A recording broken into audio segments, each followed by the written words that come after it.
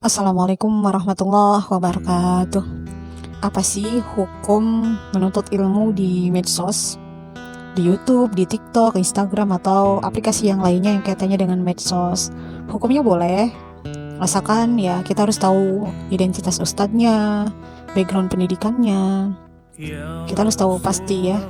Dan tentunya ustadz ini terkenal dengan kebaikannya gitu, tidak terkenal dengan kemaksiatan dan dosa besarnya gitu ya.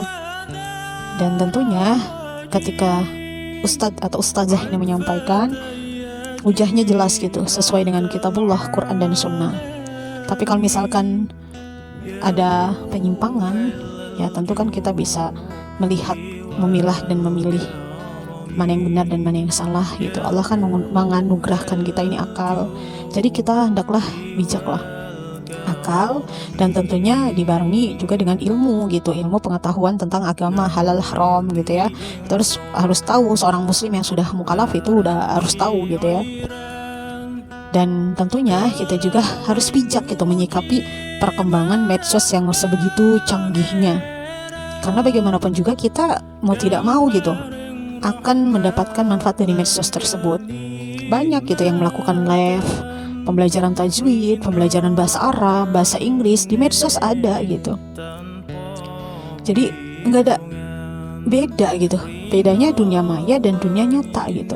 Dunia mayanya kalau memang jelas ada orangnya, titelnya jelas, yaitu tadi yang saya sampaikan gitu kan. Pokoknya mazhabnya jelas, bukan pengikut mazhab Bung Karno ya. Gak aneh-aneh gitu, gak ada penyesatan segala macam ya, gak apa-apa gitu. Kita menuntut ilmu di medsos pun gak ada masalah gitu ya. Tapi tanpa kita meninggalkan menuntut ilmu dengan ustazahnya secara langsung. Itu juga sangat dianjurkan gitu. Tapi ada kalanya gitu kan, ada yang memang orang gitu kan, atau kita lah gitu kan, itu memiliki waktu yang sangat sibuk gitu, entah di pekerjaan gitu, entah di urusan rumahnya, sehingga untuk datang-datang ke majelis-majelis ilmu itu harus betul-betul menyiapkan waktunya gitu. Ya itu juga sangat diutamakan, betul, datang ke majelis ilmu itu sangat utama gitu. Tapi bukan berarti ketika kita menuntut ilmu di medsos kita jatuhnya makruh, haram, tidak, boleh gitu. Makanya jangan sampai kita berseuzon sama saudara kita yang aktif di medsos mengajak kepada kebaikan, kebenaran, untuk meninggalkan kemaksiatan. Jangan kita seuzon sama saudara kita yang memang saudara kita ini mengajak kepada kebaikan dan jelas hujahnya juga dari kitabullah dan sunnah, isi malkias gitu. Jangan seuzon, kecuali mungkin udah terkenal gitu kan dosa besarnya gitu. Terus ketika ngomong pakai mazhabnya bukan urusan akhirat ataupun dunia, mazhabnya pakai mazhab Bung Karno gitu, ya jelas kita nggak boleh ngikutin. Justru kita harus meluruskan supaya kesesatan itu tidak sampai ke orang-orang awam. Ya sekarang udah zamannya zaman medsos, jadi jangan sampai kita berprasangka buruk gitu, atau merendahkan dengan ada ya jadi ustazah dadakan gitu. Astagfirullahaladzim, seorang muslim itu tidak boleh seperti itu. Karena apa? Karena di dalam Al-Quran surat Al-Hujurat ayat 11 Allah berfirman, janganlah suatu kaum mengolok-olok kepada kaum yang lain. Bisa jadi orang yang diolok-olok itu lebih baik daripada yang mengolok-olok gitu ya. Di ayat 12-nya juga Allah berfirman menegaskan, janganlah kalian berprasangka buruk ya, karena sebagian prasangka itu adalah dosa. Dan janganlah kalian saling menggibahi gitu, karena kalau menggibahi itu sama saja seperti memakan bangkai manusia gitu ya. Itu Allah sudah menegaskan. Jadi jangan suka mencari-cari kesalahan orang juga di dalam Quran surat Al-Hujurat ayat 12 ini. Jadi biarkanlah gitu, kita fokus menghisab diri kita sendiri, jangan fokus ke orang lain. Selama orang lain itu tidak jelas gitu melakukan kemaksiatan dan dosa besar, jangan ini mah kebalik. Kadang-kadang sama yang ahli Cina gitu kan, dia suka Cina, ketemu lagi berduaan di rumah orang, di rumah laki orang contohnya, kitanya diam aja udah, padahal udah terkenal wanitanya itu penggoda gitu misalkan, suka ngegoda gitu, atau memang pekerjaannya adalah menjual diri itu. Kitanya udahlah husnuzon aja, itu salah kaprah ya. Bijaklah itu ketika kita menilai sesuatu. Atau ada orang yang berpakaian tertutup rapi gitu kan, pakai cadar, seuzon. Ini aliran apa ini? Ada orang yang jenggotnya lebet ya, celananya cingkrang gitu. Wah, ini aliran apa nih? Padahal ya itu kan kalau dilihat dari kacamata sunnah, itu kan menjalankan sunnah.